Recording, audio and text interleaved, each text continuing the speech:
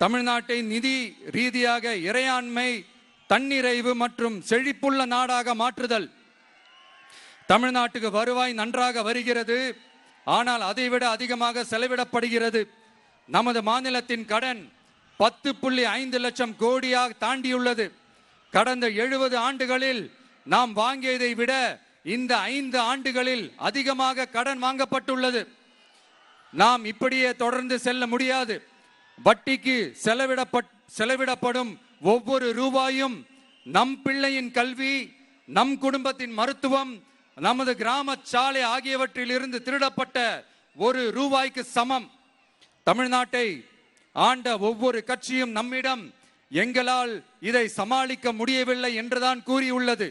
ஆனால் உங்கள் டிவிகேவின் பதில் மற்ற கட்சிகளிடம் இருந்து வேறுபட்டது. தமிழ்நாடு அரசால் தன் மக்களுக்கு சேவை செய்ய முடியாது என்பதை நாங்கள் ஏற்றுக்கொள்ள மாட்டோம். மக்களிடமிருந்து வரியாக ஒரு ரூபாய் கூட கூடுதலாக பெறாமல் அதிக வருவாய் ஈட்டி முறையாகவும் குறைவாகவும் செலவிட்டு முற்றிலும் புதிய வருவாய் வரும் வழிகளை உருவாக்குவதே நமது இலக்காகவும் பதிலாகவும் இருக்கும். இப்படி ஒரு ஆட்சி நமக்கு வேணும் தானே?